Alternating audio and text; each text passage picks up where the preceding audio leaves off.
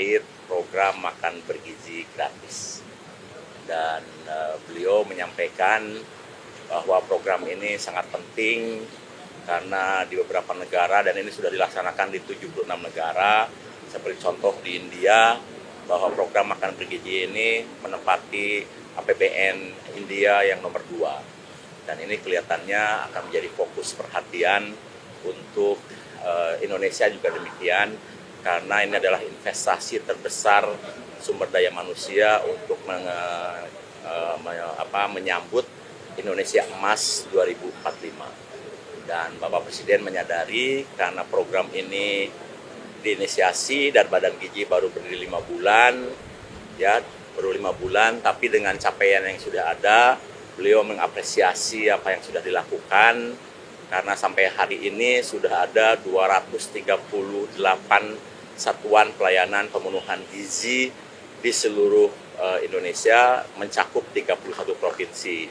Dan ini bisa terjadi karena semua dukungan semua pihak, mulai dari Menteri Bappenas, Menteri Pertahanan, kemudian Menteri Desa, TNI Polri, BUMN, Menteri Kesehatan, Menteri Pendidikan Dasar dan Menengah, kemudian Menteri Dalam Negeri, dan seluruh menteri yang dipanggil tadi, koperasi dan lain-lain, sehingga menjadi kegiatan yang total football. Dan Pak Presiden menginginkan agar program ini betul-betul menjadi lintas sektor dan kemudian saling bekerja sama satu dengan yang lainnya. Satu hal yang paling membuat Pak Presiden ingin melakukan percepatan karena beliau sangat concern dengan tuntutan anak-anak yang belum kebagian makan bergizi. Ya, karena banyak laporan, banyak anak-anak yang beriang ke orang tuanya, bahkan yang baru berumur 5 tahun, mengatakan, "Ibu, kenapa saya belum dikasih makan oleh Bapak Prabowo, sementara teman-teman saya sudah." Jadi ini satu hal yang mengusik kalbu beliau, sehingga kami dikumpulkan untuk melakukan proses percepatan-percepatan yang perlu dilakukan, dan ini dilakukan lintas sektoral. Mulai dari perencanaan di Bappenas, bantuan Kementerian Pertahanan, TNI Polri, Menteri Desa, Menteri Koperasi, Menteri UMKM, Menteri Dalam Negeri, kemudian Menteri BUMN, dan lain-lain, supaya kami bisa segera melayani lebih banyak lagi anak di seluruh Indonesia, termasuk ibu hamil, menyusui, dan anak balita. Saya kira itu inti dari rapat hari ini, sehingga tadi semua pihak sepakat, termasuk Menteri Keuangan, untuk mendukung, dan juga dari Mensesnek mendukung peraturan-peraturan yang bisa mempermudah program ini bisa berjalan lebih cepat. Ya, alhamdulillah ini sudah berjalan hampir 10 hari. Dan kami sudah melakukan kegiatan di 31 provinsi, mencakup 238 satuan pelayanan yang sudah melayani lebih dari 650.000 penerimaan manfaat yang sampai sekarang sudah ada, dan ini setiap waktu terus bertambah, sehingga insya Allah nanti selama bulan Januari sampai April akan bertambah menjadi melayani 3 juta. Nanti di bulan April sampai Agustus akan melayani 6 juta, dan nanti di Agustus ketika pendidikan SDM-nya cukup, Pak Presiden ingin lebih cepat lagi. Ya, gini, yang Sukoharjo terutama ya, ini adalah kesalahan murni teknis, tidak ada kesengajaan, dan alhamdulillah sudah teratasi karena pada saat dibagikan, petugas kami segera menyadari bahwa ada hal yang kurang beres dengan makanan ayam crispy-nya, sehingga sisa yang 2.400-nya segera ditarik, digantikan dengan telur.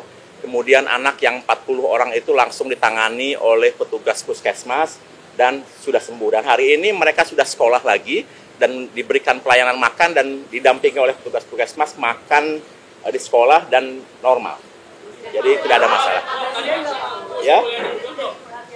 Ya, jadi begini, dari awal BGN kan menyampaikan patokan-patokan. Yang pertama, pemenuhan kalori sesuai dengan tahap perkembangan.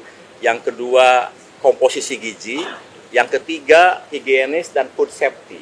Jadi ini dari awal memang sudah menjadi concern kami, sehingga program ini tidak bisa leluasa dikerjakan oleh siapa saja dan harus ada pegawai yang cepat tanggap dan reaksinya cepat, sehingga kejadian di Sukoharjo itu hanya berlangsung sebentar saja dan segera mengganti menu yang kurang baik, sehingga Pak Presiden apresiasi untuk hal itu dan beliau menilai ini hal yang bisa saja terjadi kapan saja.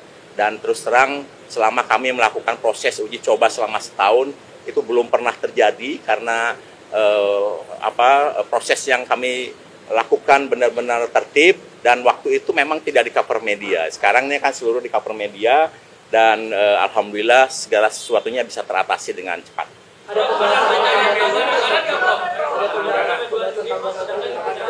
Ya, dengar ya. Kenapa Pak Presiden gelisah? Karena banyak anak yang belum mendapatkan.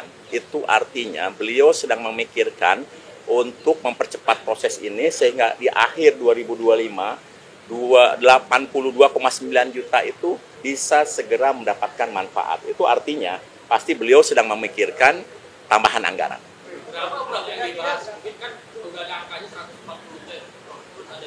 Gini, kalau dari hitungan Badan Gizi, kalau tambahan itu terjadi di September, sebetulnya 100 triliun sudah cukup untuk memberi makan 82,9 juta.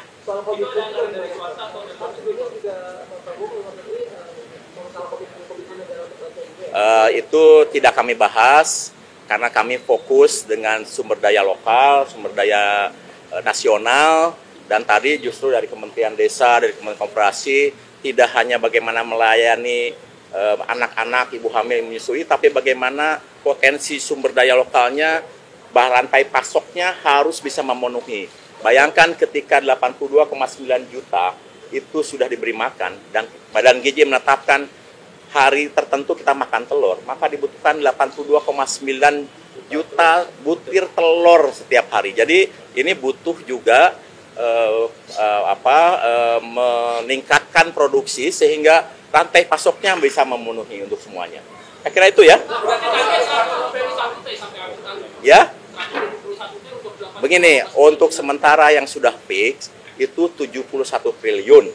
Ya, itu kalau tidak ada penambahan, maka akan mencapai 15 sampai 17,5 juta penerima manfaat.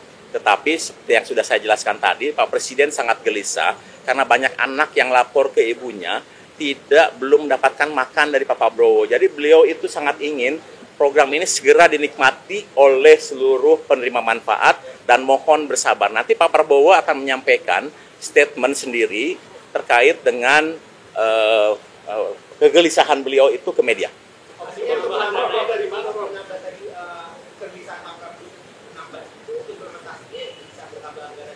Ya, otomatis. Ketika beliau punya keinginan untuk menggapai seluruh penerima manfaat, otomatis anggaran akan bertambah dan tadi Menteri Keuangan kelihatannya menyampaikan semua sangat tergantung kepada Presiden.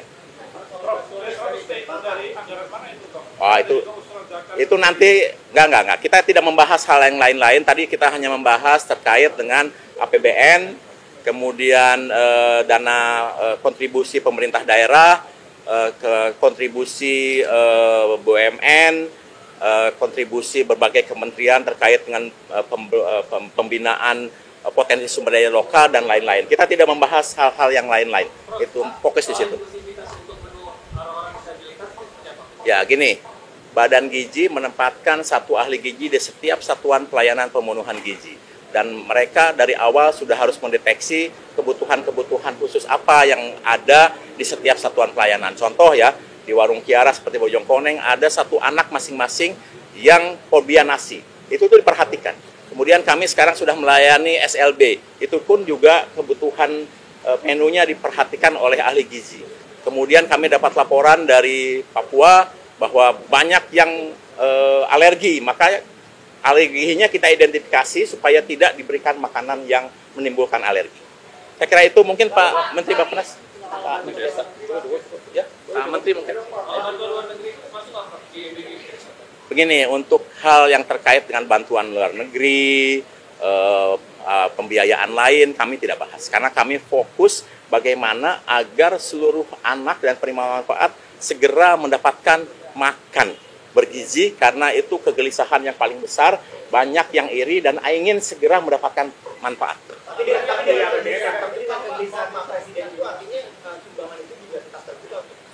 Kami tidak bahas itu. Jadi kami bahas fokus terkait dengan keterlibatan negara di dalam memberikan kepedulian hak anak dan ibu hamil untuk meningkatkan kualitas hidup. Begini, terkait dengan penambahan, biar nanti Pak Presiden yang menyampaikan. Badan Gizi hanya menyampaikan, tadi bertanya, kira kurang lebih berapa triliun yang dibutuhkan kalau pemerintah menambah di bulan September. Maka kami sampaikan tambahan 100 triliun cukup untuk memberikan makan kepada seluruh penerima manfaat 82,9 juta. Lain-lain nanti silakan tanyakan ke Kementerian Keuangan dan juga kepada Presiden. Ya. Pak Menteri Dalam Negeri mungkin bisa menambahkan? Iya, saya izin menambahkan, jadi peran daripada Pemda ya. Karena Pemda-Pemda ini banyak yang antusias mendukung program makan bergizi gratis ini ya. Kita tahu bahwa selain untuk meningkatkan kesehatan, tapi juga akan menimbulkan pertumbuhan ekonomi di daerah-daerah. Kenapa? Karena sudah jelas ada off-taker-nya, ada pembeli, diserap. Jadi ini bisa mendorong pangan masyarakat, menanam, beternak, dan lain-lain, dibeli. Dan ini akan terjadi economic circular. Sehingga daerah-daerah antusias. Nah, kita lihat dari kapasitas daerah, saya sudah melakukan Zoom meeting dengan seluruh sekda-sekda. Sebagian sudah mengalokasikan anggaran di APBD-nya. Dan untuk tahun 2025 ini, lebih kurang kontribusi daerah yang mau menyumbang, bukan menyumbang, maksudnya mau ikut berpartisipasi, itu lebih kurang 2,3 triliun rupiah. Ya. Karena mulainya nanti bulan September, mereka nanti setelah ada kepala daerah ini dilantik, maka nanti ada pergeseran anggaran atau perubahan APBD. Setelah itu mereka membangun sarana satuan pelayanan itu namanya, yang mungkin ada di sekolah-sekolah. Nah ini jumlahnya lebih kurang kami exercise antara 2.000 kalau untuk dari APBD kabupaten kota. Kalau ditambah APBD provinsi yang PAD-nya kuat, itu bisa lebih kurang hampir 5 triliun. Jadi lebih kurang bisa membangun 4.000 satuan pelayanan di sekolah-sekolah. Nah, tadi tinggal apakah peran daripada Pemda membangun sarana satuan pelayanan dan kemudian mendorong masyarakat untuk memproduksi pangan, ternak, untuk supply. Atau yang kedua, daerah-daerah ini juga menyaluran anggarannya ke sekolah, membuat infrastruktur, dan sekolah yang mengelola. Komite sekolah misalnya. Tadi Bapak Presiden memerintahkan untuk kami berkoordinasi dengan Kepala Badan Gizi, titik-titik yang kira-kira belum menjadi target dari Badan Gizi, mungkin bisa di-cover oleh sekolah daerah-daerah di sekolah-sekolah itu. Sekali lagi targetnya antara 2.000 sampai 4.000 mulai bulan September selama 4 bulan. Dengan anggaran kabupaten 2,3 triliun, kemudian provinsi lebih kurang 2,5 triliun. Ini kita diskusi sudah, bukannya top down maunya kita perintah, tapi dari mereka ya. Banyak daerah-daerah yang PAD-nya kuat. Ya.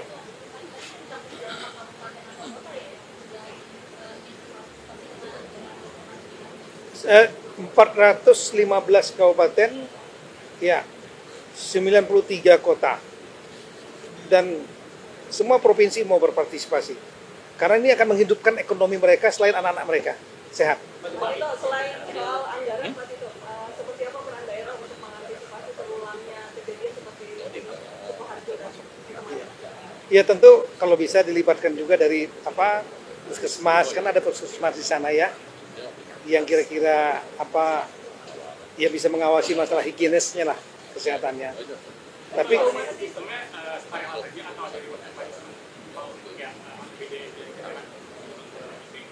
ya tadinya kan akan dikelola oleh Badan Gizi semua, tapi kan bertahap. Nah untuk percepatan, daerah-daerah juga sangat ingin memberikan berpartisipasi dengan metode langsung di sekolah-sekolah, dibuat satuan kayak dapur, satuan pelayanan itu 150 meter persegi. Nah tadi Bapak Presiden memerintahkan kami koordinasi dengan Bapak Kepala Badan Gizi mana titik-titik yang kira-kira belum disentuh oleh Badan Gizi karena bertahap kan ya. Nah yang daerah-daerah ini kira-kira ngerjakan yang mana. Tapi mungkin prioritasnya adalah pada daerah-daerah yang angka stuntingnya tinggi sama kemiskinan tinggi. Itu menjadi target utama. Jadi dana dari daerah itu memang untuk di daerah atau nanti diambil pusat disubsidi? Oh enggak, dari APBD-nya provinsi dihibahkan kepada kabupaten kota. Nah, ini kan targetnya SD. SD itu kan tanggung jawabnya dari kabupaten kota. Nanti kabupaten kota yang menyalurkan kepada sekolah. Yang mengelolanya sekolah, tapi nanti untuk masalah operasionalisasinya itu akan tetap di bawah kendali Badan Gizi yang memiliki ada SPP. Satuan Pelayanan juga ada petugasnya. Tapi juga akan dibantu pengawasan dari inspektorat kabupaten kota. Nominalnya dari tiap daerah sama nggak sih Pak? Beda, tergantung dari PAD-nya masing-masing. Contoh misalnya Kabupaten Badung ya, itu PAD-nya kan 90% dari APBD-nya. Transfer pusat hanya 10%. Mereka punya anggaran hampir 10 triliun. Anak SD-nya ada 22.000. Mereka bisa mengcover semua malah. Mengcover semua, mengcover semua dari APBD cukup mereka. Tapi ada juga yang PAD-nya kan rendah sekali. Seperti Indonesia bagian timur. Nah, kalau ini mereka ya udah 500 anak aja. Yang lainnya akan di cover oleh Badan Gizi Nasional.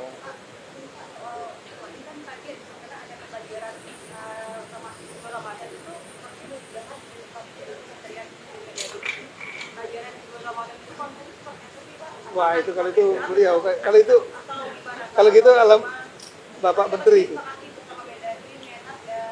Apapun kebijakannya Bapak mendikdasmen ya kami akan ikut. Udah di luar konteks ini. Nah itu kita bicara masalah gini. Nanti besok saya besok Senin sore saya akan kunjungan ke DKI dalam rangka untuk dengan Menteri Perumahan masalah percepatan persetujuan bangun gedung. Nah nanti kalau mau nanya ya di situ aja. Pak itu ada itu Pak dari pemerintah pusat ada pematok nggak sih Pak untuk alokasi setiap APBD itu berapa persen minimalnya? Yes, ada yang kita kan menanyakan kesanggupannya. Mereka mau partisipasi, tapi kita tahu kita punya data berapa APBD-nya, berapa PAD-nya. Minimal itu adalah 0,2% yang paling rendah itu 0,2% dari PAD itu untuk ngurusin 500 saja 500 siswa SD. Nah yang lain otomatis saya lapor kepada Prof Dadan supaya di cover semua yang lainnya oleh Badan Gizi. Ya jangan dipaksakan kalau nggak mampu. Pak, kalau misalnya keterlibatan daerah itu nanti akan berdampak pada perbedaan standar makan gizi gratis di setiap daerah, seperti apa Pak? BGN memiliki standarisasi baik dapurnya maupun menunya karena beliau kan ada ahli gizinya. Oke? Penegasannya Pak, tapi yang terkait dengan anggaran daerah itu sifatnya inisiatif ya, bukan mandatori harus mengalokasikan ya Pak? Enggak. Kita enggak mandatori, tapi mereka harus bawah yang ingin berpartisipasi. Kenapa? Satu, untuk kepentingan anak-anak, kesehatan anak mereka. Ya, bagi kepala daerah terpilih kan ini kan naikin elektabilitas juga nih. Nyentuh langsung masyarakat di bawah. Yang kedua, mereka tahu bahwa ini akan bisa mendorong pertumbuhan ekonomi daerahnya. Maka mereka antusias. Saya kira itu. Pak mengenai praktik kepala daerah Pak. Nah, itu nanti kita bahas lagi deh. Terlalu panjang. Kita bicara masalah ini aja dulu. Kalau pelantikan daerah nanti tunggu tanggal 22 dengan pendapat di DPR. Nah, putusannya di situ.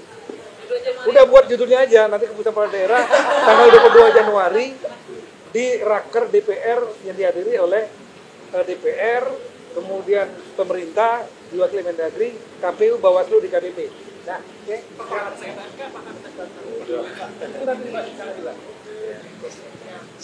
Kami dari Bappenas diminta membantu Badan Gizi di bidang perencanaan, mulai dari perencanaan penganggaran sampai perencanaan pelaksanaan.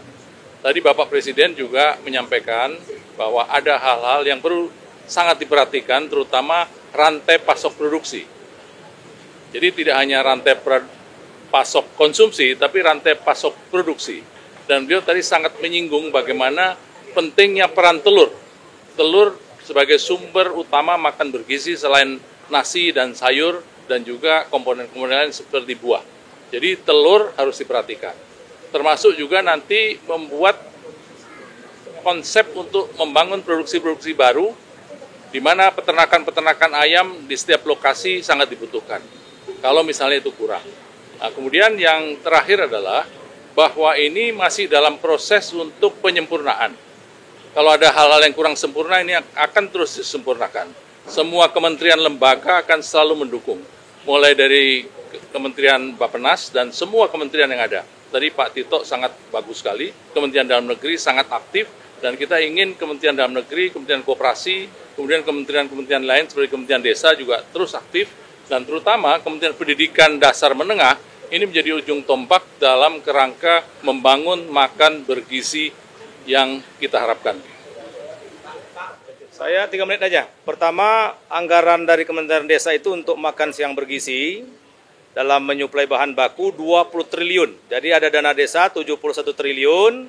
Di Permendes nomor 2 tahun 2024 sudah saya tantangani 20 triliun untuk ketahanan pangan. Jadi untuk telurnya, ikannya, ayamnya, nasinya, dan lain sebagainya. Jadi tadi kami sudah sampaikan kepada Bapak Presiden. Kemudian dalam hal penyiapan bahan baku itu kami akan memaksimalkan badan usaha milik desa.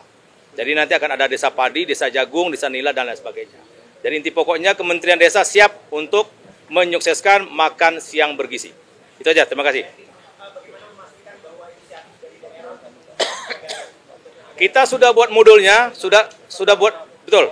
Kita buat juknisnya, detil, modulnya sudah ada. Kalau ini potensi desa ayam petelur, kita buat ayam petelur dari dana ketahanan pangan dana desa. Kalau ini padi. Kalau ini buah melon. Jadi semua desa tematik kita buat, nanti akan dikumpulkan oleh BUMDes atau BUMDes Mater Desa, itu akan diserap oleh makan siang bergizi. Kira-kira begitu skemanya nanti. Jadi Menteri Desa fokus pada penyiapan bahan baku. Dengan dana desa 20 triliun dari total 71 triliun. Jadi 71 triliun, 20 triliunnya untuk makan siang bergizi dalam hal menyiapkan bahan baku. Kira-kira begitu dukungan dari Kementerian Desa. Terima kasih ya.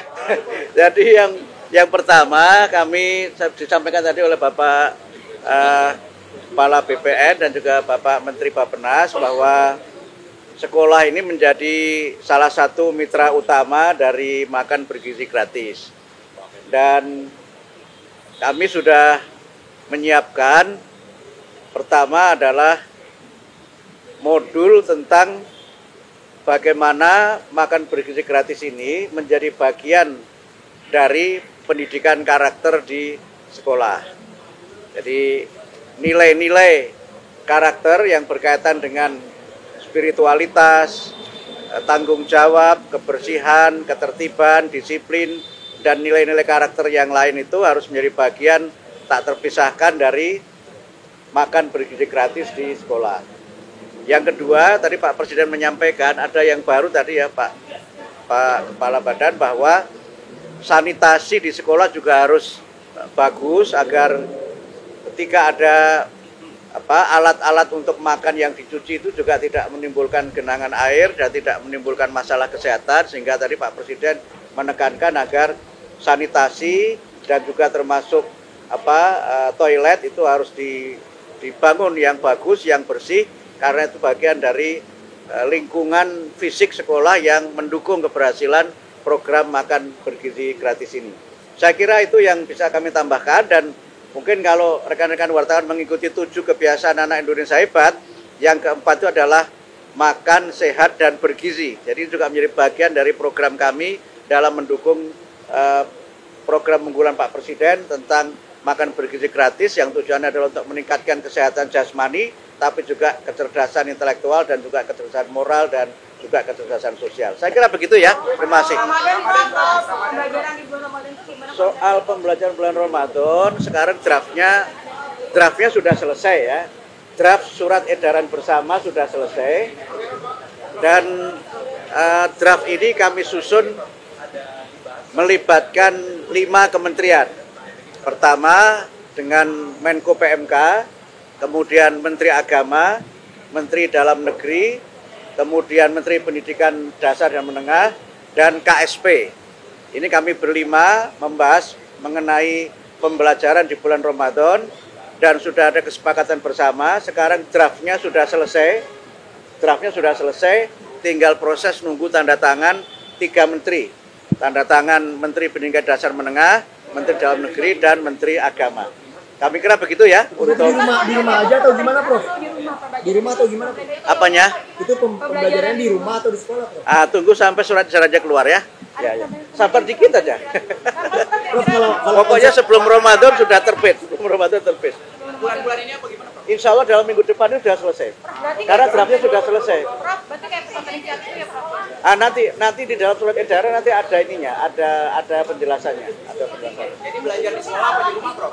Ya nanti tunggu sampai itu keluar. Prof, Gitu ya. Kalau konsep PPDB yang tadi disampaikan ke Presiden itu seperti apa, Prof? Konsep PPDB yang baru, Prof? Itu baru kami sampaikan dalam bentuk tertulis, dan tadi tidak sempat dibahas karena ada agenda lain. Tapi kami tetap meminta supaya itu segera diputuskan karena ada 2 kepentingan. Pertama, kepentingan untuk koordinasi dengan pemerintah daerah dan pihak-pihak terkait. Kemudian yang ketiga, sosialisasi kepada masyarakat. Nah, konsep yang kita sebut sebagai konsep yang baru itu sudah selesai, sudah kami serahkan kepada Bapak Presiden melalui Pak Sekretaris Kabinet. Ini akan menghapus zonasi, Prof? Zonasinya gimana, Prof? Ya. Menghapus zonasi. Sampai nanti ada keputusan apakah diputuskan langsung oleh Pak Presiden ataukah nanti lewat sidang kabinet, itu tunggu sampai pada waktunya tiba. Tapi Itu ya.